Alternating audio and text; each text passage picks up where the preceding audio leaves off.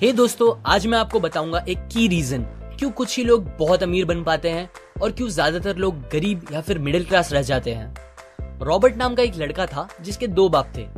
अब आप कुछ गलत मत समझिए, पहला उसका खुद का था पर दूसरा उसके दोस्त का बाप था जिसे वो अपना मुंह बोला बाप मानता था। पहले वाले ने पीएचडी की थी पर दूसरे ने कभी 8th भी पास नहीं की थी। दोनों बहुत ही स्मार्ट और हार्डवर्किंग थे पर दोनों की सोच बहुत ही अलग थी और दोनों रॉबर्ट को अलग अलग बातें सिखाते थे।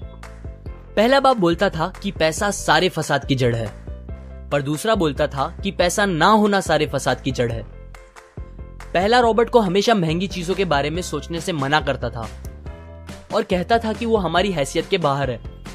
दूसरा उसे कहता था कि वो सोचे और अलग अलग रास्ते ढूंढे जिससे वो सारी महंगी चीजें खरीद सके। ये करने से उसका दिमाग तेज होगा और नए आइडियाज भी मिलेंगे। पहला उसे कहता खूब मेहनत कर, अच्छे से पढ़ लिख ताकि तुझे बड़ी कंपनी में नौकरी लगे और तू बड़ा इंसान बन पाए। दूसरा कहता था तू खूब पढ़ मेहनत कर पर खुद की कंपनी खोल ताकि तू खूब सारी नौकरियां लोगों को दे पाए। रॉबर्ट के पास एक एडवांटेज था, उसने अपने दोनों बापों को अपनी अलग अलग सोच के साथ बढ़ते और उनकी तरक्की देखी। उसने अपना दिमाग लगाया और अपने दूसरे बाप की बातें मानी और फॉलो की, जो कि बाद में मायामी फ्लोरिडा का सबसे अमीर इंसान बना और उसकी सिखाई बातों से उसने खुद करोड़ों कमाए, जबकि उसका पहला बाप जिंदगी भर गरीब रह गया। सबसे इंपॉर्टेंट बातों में से एक बात जो रॉबर्ट ने अपने अमीर बाप से सीखी वो थी फाइनेंशियल लिटरेसी, जिसका मतलब है एसेट्स और लायबिलिटीज के बीच का डिफरेंस जानना। अब आप गौर से सुनिए, ये नॉर्मल कॉमर्स में सिखाए गए मीनिंग से थोड़ा अलग है। रॉबर्ट ने काफी इजी शब्दों में उसका मीनिंग बताया है, जो कि कुछ ऐसा है। एसेट्स कोई भी वो चीज होती है जो आपको पैसे बना के दे या फिर आपके जेब में पैसे डाले, और लायबिलिटीज वो चीजें होती है जो आपके जेब से पैसे ले ले या आपके पैसे खत्म करे। अमीर लोग इसीलिए अमीर होते हैं बिकॉज वो अपने एसेट्स बनाते हैं, जबकि मिडिल क्लास लोग बस लायबिलिटीज पे खर्च करते हैं। मिसाल के तौर पर रमेश और सुरेश नाम के 2 दोस्त थे। दोनों सेम पोजीशन और सेम सैलरी पे काम करते थे। जब भी उन्हें सैलरी मिलती, रमेश अपनी सैलरी से नए कपड़े, नए गैजेट्स, नया फोन, बाइक या कार ऐसी चीजें खरीदता था जो उसे अमीर जैसा फील कराती थी। पर वो ये नहीं समझता था कि ये सारी चीजें लायबिलिटीज है जो उसके पैसे उससे ले रही है, ना कि बस जब वो उन्हें खरीदता है तब, बल्कि आगे भी मेंटेनेंस वगैरह के लिए, जिसकी वैल्यू वक्त के साथ कम हो जाएगी और ना ही वो उससे आगे कुछ पैसों का प्रॉफिट देगी। बट सुरेश ऐसा नहीं था।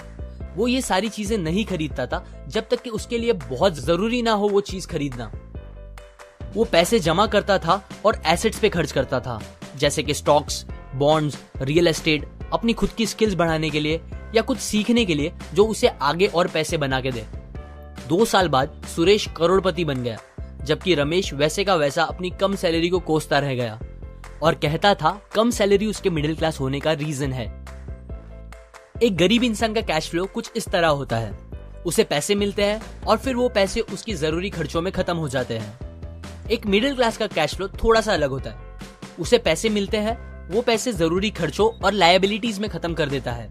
इसीलिए मिडिल क्लास और गरीब में ज्यादा फर्क नहीं है। मोस्टली मिडिल क्लास लोगों को लगता है उनका घर उनका एसेट है, पर ऐसा नहीं है। आपका घर आपको पैसे बना के नहीं देता अनलेस आप उसको भाड़े पे दो, जबकि अमीर लोगों का कैश फ्लो ऐसा होता है, उन्हें पैसे मिलते हैं, वो उस पैसों से अपने एसेट्स बनाते हैं पहले और फिर उससे बने पैसों से खर्चा करते हैं। इसीलिए वो अमीर होते जाते हैं क्योंकि उनके इनकम के सोर्स बढ़ते जाते हैं। अगर आपको अमीर बनना है तो ये बात याद रखिए अच्छे से। इस बात से फर्क नहीं पड़ता कि आप कितना कमा रहे हैं, बल्कि आप उन पैसों को कैसे और कहां खर्च कर रहे हैं, ये इंपॉर्टेंट है। आपको कंज्यूमर की सोच से बाहर आकर इन्वेस्टर की सोच अपनानी पड़ेगी। लोग कंप्लेन करते हैं उनकी खराब कंडीशन का रीजन उनकी कम सैलरी है और सैलरी बढ़ेगी तो वो आराम से रहेंगे, पर प्रॉब्लम ये है कि इनकम बढ़ने के बाद लोगों के खर्चे ज्यादा बढ़ जाते हैं, क्योंकि ज्यादा पैसे ज्यादा अच्छी चीजें खरीदने पे मजबूर करता है, जैसे कि एक बेहतर फोन, कार, घर, जो कि सब फिर से बस लायबिलिटीज है जो आपको कभी अमीर बनने नहीं देगी। ये बातें मैंने रॉबर्ट कियोसाकी की book rich dad poor dad से पढ़ी है, जो वो पहली बुक थी जिसने मेरी सोच चेंज की और बेहतर बनाई।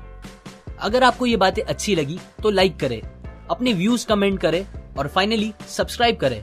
मैं आपको ऐसी काम की बातें जो मैंने दुनिया के कुछ सबसे समझदार लोगों से सीखी है शेयर करूंगा, जो आपको सक्सेसफुल बनने में मदद करेगी। और आखिर में थैंक्स फॉर वॉचिंग।